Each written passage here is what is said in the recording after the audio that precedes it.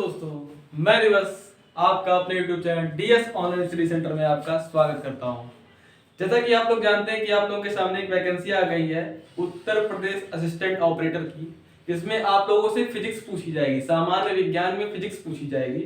तो उसी को लेके कुछ चैप्टर्स का डिस्कशन आज करेंगे हम लोग। पहला चैप्टर से पढ़ेंगे आज हम लोग क्या, मापन तथा मात्रक। क्या पढ़ेंगे? मापन तथा मात्रक पढ़ेंगे। तो मापन तथा मात्रक में पहले तो पढ़ेंगे क्या होता है, मापन क्या होता है।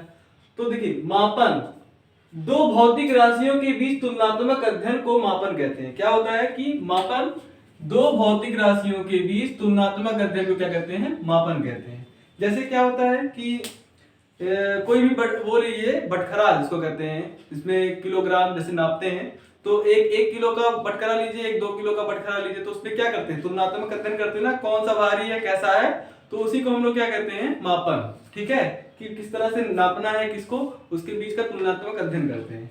ठीक, तो अब मापन में क्या होता है, मापन के बाद इसमें होती है क्या, भौतिक राशियां। बोला ना, मापन क्या होता है, दो भौतिक राशियों के बीच तुलनात्मक अध्ययन को मापन करते हैं। अब ये भौतिक राशियां क्या होती हैं? तो भौतिक राशियां होती हैं जिस राशि का मापन किया जा सकता है, जिस राशि को हम माप सकते हैं, उसी को क्या कहते हैं, भौतिक राशि कहते हैं। क्या कहते हैं? भौतिक राशि कहते हैं। अब देखिए, भौतिक राशियों का वर्गीकरण करते हैं। वर्गीकरण करना है, ये वर्गीकरण या फिर प्रकार कर लीजिए, वर्गीकरण भी इसको कर सकते हैं, वर्गीकरण। तो भौतिक राशियों का जो वर्गीकरण होता है वो दो तरह से हम लोग करते हैं। क्या? एक मापन तथा मात्रक के आधार पर करते हैं, और दूसरा दिशा और परिमाण के आधार पर करते हैं। क्या? एक मापन तथा मात्रक के आधार पर करते हैं भौतिक राशियों का वर्गीकरण, और दूसरा क्या करते हैं, दिशा और परिमाण के आधार पर करते हैं।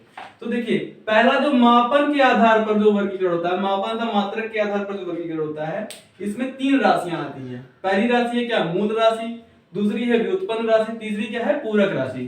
पहली है मूल राशि, दूसरी है व्युत्पन्न राशि, और तीसरी होती है क्या, पूरक राशि। अब यहाँ पर ये समस्या है कि मूल राशि क्या होती है, व्युत्पन्न राशि क्या होती है, और पूरक राशि क्या होती है।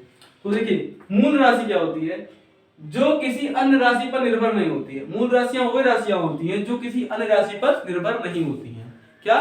जो मूल राशियां होती हैं वे वो राशियां होती हैं जो किसी अन्य राशि पर निर्भर नहीं करती। जैसे लंबाई का मात्रक मीटर, तो मीटर किसी और चीजों पर डिपेंड नहीं करता है। ठीक, मूल राशियां कितनी होती है, मूल राशियों को मिलाकर 7 मूल राशियां होती है। पहला क्या होता है, लंबाई, इसका मात्रक क्या होता है, मीटर। ठीक, दूसरा होता है समय, समय का मात्रक क्या होता है, सेकेंड। तीसरा होता है द्रव्यमान, द्रव्यमान का मात्रक क्या होता है, केजी। तापमान, तापमान का केल्विन, तापमान को केल्विन में नापते हैं, वैसे डिग्री सेंटीग्रेड में भी नापते हैं। लेकिन जब एसआई मात्रक हम लेते हैं, एसआई मात्रक क्या होता है, इंटरनेशनल सिस्टम में जो लिखते हैं उसको केल्विन में नापते हैं। ठीक, तापमान का मात्रक केल्विन होता है। विद्युत धारा का मात्रक क्या होता है, एम्पियर होता है। फिर ज्योति तीव्रता यहाँ पर आती है, आपकी ज्योति तीव्रता का मात्रक होता है कैंडेला, और पदार्थ की मात्रा का मात्रक क्या होता है, मोल होता है। ठीक, तो मूल राशियां कितनी होती हैं, 7 होती हैं। आपसे एग्जाम में सीधा सीधा क्वेश्चन पूछ सकता है कि मूल राशियां कितनी होती हैं। ऑप्शन में देगा 4, 6, 8, 7, तो कितना लगाएंगे, 7 होती है। 7 कितनी होती है, क्या होती है, मूल राशियां होती है। अब व्युत्पन्न राशियां क्या होती हैं? व्युत्पन्न राशियां वे राशियां होती हैं जो मूल राशियों पर निर्भर करती हैं। जो मूल राशियों पर निर्भर करती हैं उन्हें हम क्या कहते हैं, व्युत्पन्न राशि कहते हैं। जैसे क्या, जैसे होता है क्षेत्रफल। क्षेत्रफल क्या होता है, मूल राशियों पर निर्भर करता है, लंबाई गुणे चौड़ाई। लंबाई को, इसका फार्मूला क्या होता है, क्षेत्रफल बराबर होता है लंबाई गुणे चौड़ाई, आयत का क्षेत्रफल लंबाई गुणे चौड़ाई। तो जो क्या मूल राशियों पर निर्भर कर रहा है, लंबाई भी मूल राशि में आएगा, चौड़ाई भी लंबाई का ही मात्रक है, तो ये भी कहां आएगा, मूल राशि में आएगा। आयतन भी हो गया क्या, आपका व्युत्पन्न राशि, और घनत्व भी होता है व्युत्पन्न राशि, क्योंकि घनत्व बराबर क्या होता है, द्रव्यमान, द्रव्यमान बटे आयतन। ठीक, तो आपका ये क्या हो गया, व्युत्पन्न राशि हो गई जो मूल राशियों पर निर्भर होती है। ठीक, फिर अगला होता है पूरक राशियां। अब देखिए, मूल राशियां और व्युत्पन्न राशियां को छोड़कर जितने भी राशियां होती हैं उनको हम क्या कहते हैं, पूरक राशि कहते हैं। क्या कहते हैं, पूरक राशि कहते हैं।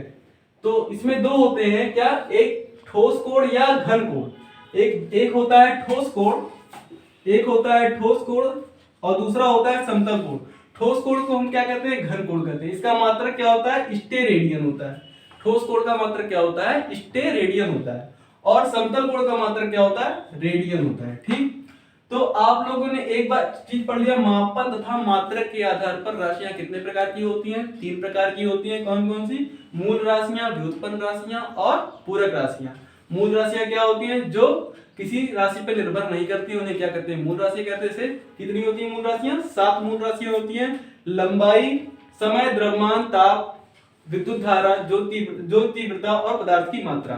फिर व्युत्पन्न राशियां पढ़ लिया जो मूल राशियों पर निर्भर करती हैं, और पूरक राशियां क्या होती है? जो मूल राशियां और व्युत्पन्न राशियों को छोड़कर जो भी राशियां होती हैं उनको क्या कहते हैं हम लोग? पूरक राशि कहते हैं। फिर अगला हम लोग पढ़ेंगे कि दिशा और परिमाण के आधार पर कौन कौन सी राशियां होंगी।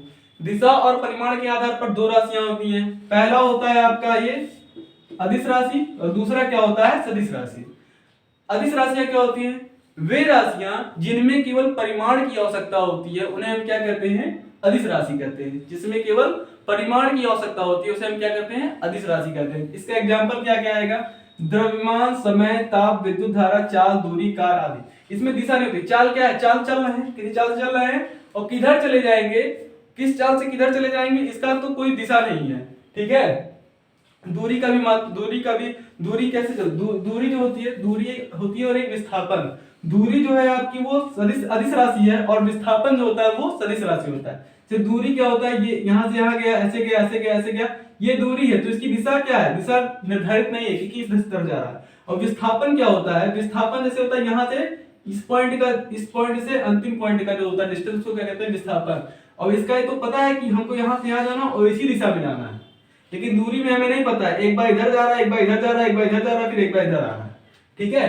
तो दूरी क्या हो गई आपकी? अदिश राशि हो गई। और विस्थापन क्या होती है? सदिश राशि। सदिश राशियों में क्या होती है? परिमाण और दिशा दोनों की आवश्यकता होती है हमें।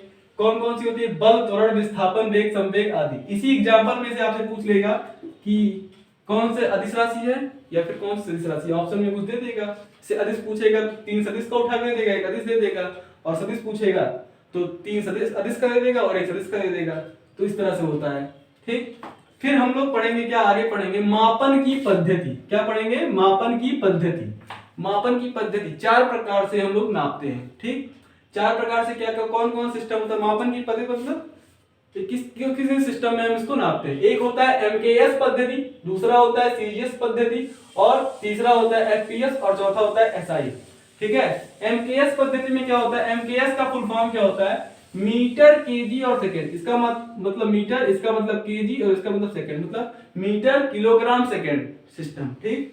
और सीजीएस में सेंटीमीटर, ग्राम, सेकंड का सिस्टम जो होता है। एफपीएस में फुट, पाउंड, सेकंड। ठीक है। क्या आएगा? एफपीएस में फुट, पाउंड, सेकंड।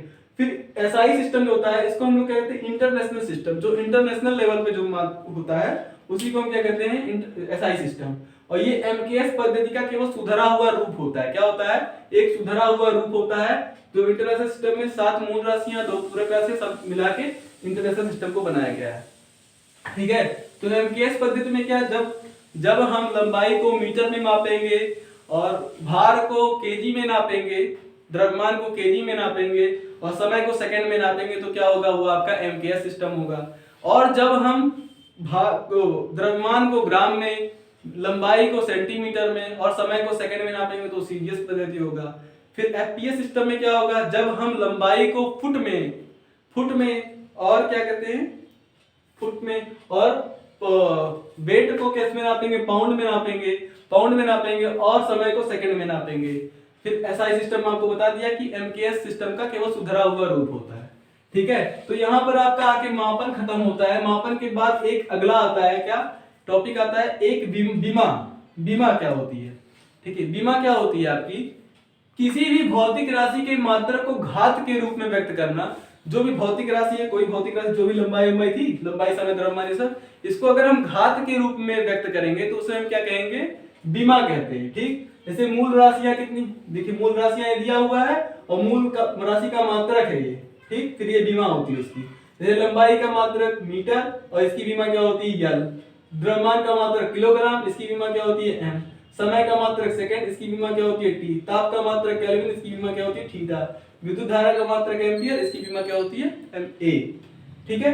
अब देखिए इस पे बीमा पे क्वेश्चन किस तरह से पूछते हैं उसको थोड़ा जानते हैं कि किस तरह से बीमा पे आपके क्वेश्चन पूछेंगे। ठीक। पहला क्वेश्चन पूछेगा क्षेत्रफल तथा आयतन की बीमा ज्ञात कीजिए। जैसे क्या क्या बोला कि क्षेत्रफल और आयतन की बीमा बताइए क्या होती है। जैसे तो मैंने 2 क्वेश्चन ले लिया एक ही में, लेकिन आपसे क्या पूछेगा, अगर पूछेगा तो क्षेत्रफल की बीमा बताइए या फिर आयतन की विमा में 4 ऑप्शन दिया जाएगा। तो क्षेत्रफल की विमा क्या होती है? क्षेत्रफल का फॉर्मूला क्या होता है? क्षेत्रफल, आयत का क्षेत्रफल लेके ही कर लीजिएगा। आयत का क्षेत्रफल क्या होता है? लंबाई गुणे चौड़ाई। लंबाई गुणे चौड़ाई, इसका मात्रक क्या होता है? मीटर। इसका मात्रक भी क्या होगा? चौड़ाई भी तो लंबाई एक तरह की, उसका ही मात्रक मीटर होगा। अब हम मीटर को क्या लिखते हैं विमा में? एल लिखते हैं, तो एल लिख दिया, यहाँ पर एल लिख दिया। हाँ, और एक चीज और ध्यान देना है कि जब हम विमा लेते हैं तो एक बड़ा ब्रैकेट उसके पार लगाते हैं, ठीक। तो L लिख दिया, L लिख दिया। अभी L 2 बार है तो L स्क्वायर हो जाएगा, तो इसकी विमा L स्क्वायर हो गई। क्षेत्रफल की विमा L स्क्वायर हो गई। इसी प्रकार से आयतन की विमा आप लोग खुद निकालेंगे और कमेंट बॉक्स में कमेंट करके जरूर बताएंगे, ठीक है। आयतन की विमा आप लोग खुद निकालेंगे। देखिए अब दूसरा क्वेश्चन क्या है कि घनत्व की विमा ज्ञात कीजिए। घनत्व की विमा ज्ञात करना। घनत्व क्या होता है? घनत्व बराबर होता है द्रव्यमान बटे आयतन। द्रव्यमान बटे आयतन, तो द्रव्यमान का क्या होता है? किलोग्राम। जो मात्रक होता है क्या होता है? किलोग्राम। और आयतन का मात्रक होता है metre cube. Metre cube. Kilogram को m से डिनोट करेंगे और मीटर को l से डिनोट करेंगे। तो m हो गया और l मीटर क्यूब है तो l3 हो जाएगा। तो ml -3, क्योंकि ये जो l3 है जब ऊपर जाएगा तो वो क्या हो जाएगा? माइनस घात चढ़ जाएगा, ठीक है। तो ml -3 हो जाएगा, ठीक। अब अगला क्वेश्चन देखिए, वेग तथा संवेग की विमा ज्ञात कीजिए। वेग तथा संवेग की विमा ज्ञात कीजिए। अब देखिए वेग का परिभाषा क्या होता है? प्रति सेकंड विस्थापन को हम क्या करते हैं? वेग करते हैं। मतलब वेग बराबर होता है विस्थापन बटे समय। विस्थापन क्या होती है? एक तरह की दूरी होती है। दूरी का मात्रक मीटर, समय का मात्रक सेकंड। तो यहां से क्या हो जाएगा? L by T. समय, सेकंड को हम t से डिनोट करते हैं। विमीय सूत्र क्या होता है? सेकंड का t होता है और मीटर का विमीय सूत्र होता है L। तो LT -1 हो गया वेग का। संवेग का इसी प्रकार, संवेग बराबर क्या होता है? द्रव्यमान गुणे वेग। द्रव्यमान का विमा m होता है, वेग का विमा यहाँ निकाले LT -1, तो यहाँ से क्या हो गया? MLT -1, ठीक है। अगला देखिए एक क्वेश्चन इस तरह से पूछता है, वेग बराबर कुछ रिलेशन दिया रहेगा। वेग बराबर अंडर रूट दाब बट्टे x, तो इसमें x की विमा बताइए, ठीक है। इस तरह से भी क्वेश्चन पूछते हैं। तो इसमें क्या करेंगे? पहले दोनों पक्षों का हम क्या कर देंगे? वर्ग कर देंगे। दोनों पक्षों का वर्ग करेंगे तो वेग स्क्वायर बराबर क्या हो जाएगा? अब इधर भी स्क्वायर करेंगे तो अंडर रूट हट जाएगा। अंडर रूट हट जाएगा तो क्या हो जाएगा? दाब बट्टे x। x बराबर क्या हो जाएगा? दाब बट्टे वेग स्क्वायर। वेग इधर आ जाएगा, वेग स्क्वायर इधर आ जाएगा, x इधर आ जाएगा, तो दाब बट्टे वेग स्क्वायर हो गया, ठीक है। अब यहां से x, अब दाब का जो फॉर्मूला क्या होता है? दाब बराबर होता है F बाई ए, और ये F बराबर क्या होता है? ma, ठीक है। तो देखिए ma और बटे a, तो ma का क्या हो जाएगा? द्रव्यमान गुणे एक्सीलरेशन। एक्सीलरेशन मतलब त्वरण। द्रव्यमान गुणे त्वरण क्या होता है? ये आपका बल होता है, ठीक। तो बल बराबर ma, तो द्रव्यमान का क्या हो जाएगा? विमीय सूत्र L हो जाएगा, और एक्सीलरेशन क्या होता है कि उसका विमीय सूत्र होता है LT -2, ठीक। तो हो जाएगा ml -1 t -2। जो दाब का आएगा आपका, तो वो आएगा क्या? ml -1 t -2 और बटे L2 t -2। क्यों? LT -1 वेग का होता है, स्क्वायर करोगे तो यहाँ पर भी आ जाएगा 2, यहाँ पर भी 2 आ जाएगा। इसको जब आगे पीछे सॉल्व करेंगे तो क्या आ जाएगा? ml -3, ये -2, ये 2 है, ऊपर जाएगा -2 जाएगा, दोनों का जुड़ जाएगा तो ml -3 और t पर 0 हो जाएगा, ठीक है। तो आपका ये चैप्टर मापन तथा मात्रक यही इतने में से ही आपका पूछ लेगा, ठीक है। अगले वीडियो में अगला चैप्टर पढ़ेंगे, और इसके लिए बहुत बहुत धन्यवाद आपको वीडियो देखने के लिए। पूरी वीडियो देखने के लिए आप लोगों का बहुत बहुत धन्यवाद।